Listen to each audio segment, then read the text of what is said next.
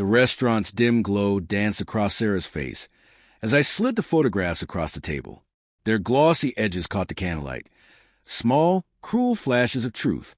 Her fork froze midair, a piece of ravioli dangling between us.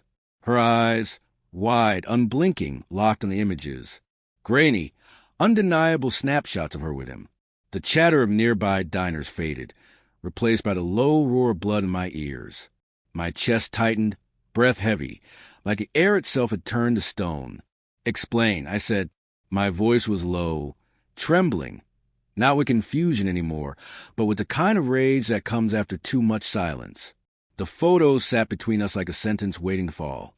Sarah's lips parted, but nothing came out. Her hand twitched toward the pictures, then stopped, as if touching them would make them more real. I searched her face for the woman I'd loved for 12 years.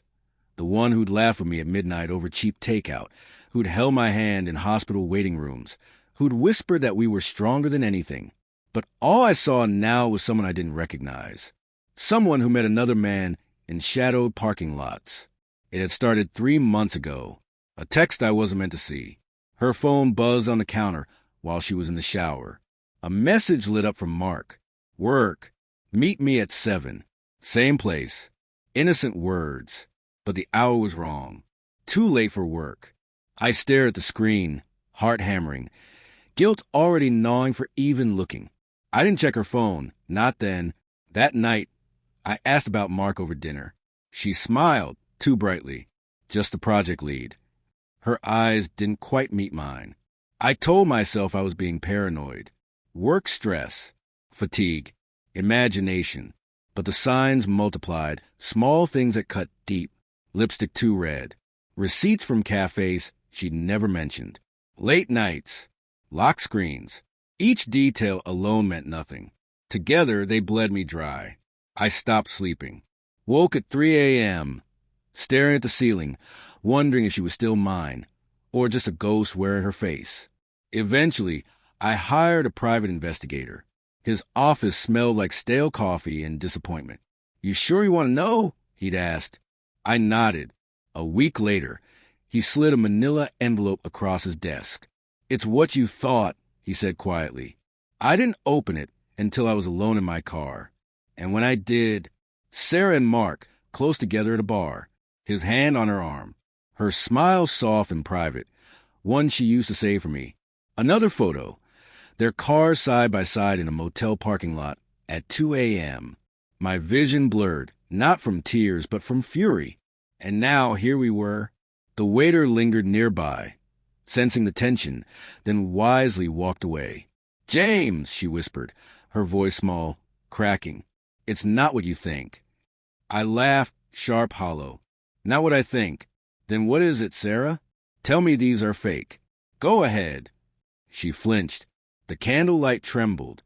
"I made a mistake," she said finally. "A stupid, awful mistake. I was lonely, James. You were always working." "Don't you dare!" I snapped. My hands clenched under the table. "Don't put this on me.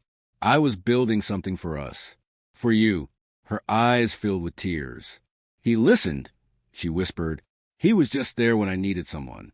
It wasn't love. It was never love." "Then what?" I asked. What was worth burning 12 years for? She looked down, her voice breaking. It was just escape. I felt trapped. Not by you, by everything. The routine, the silence, the way pretending I was fine. Her words hung between us like smoke.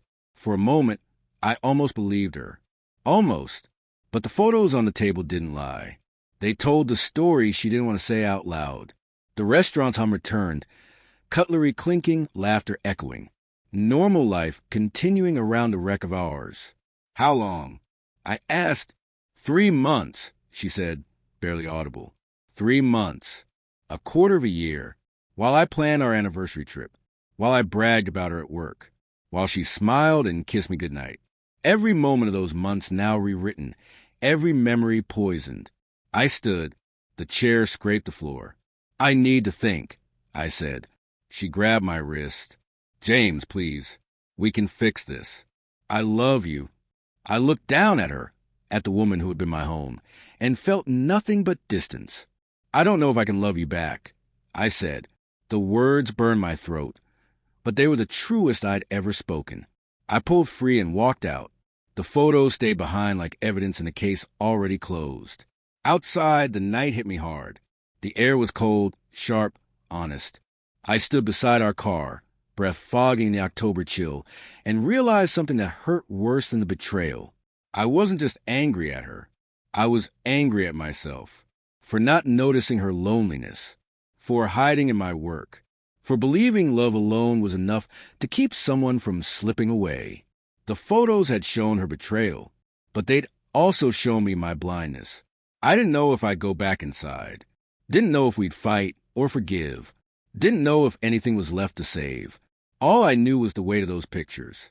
And the question that kept clawing at me: can love survive when trust is gone? I didn't have the answer. Only the cold wind, the hum of laughter behind the restaurant windows, and the slow, quiet breaking of the life I thought I knew.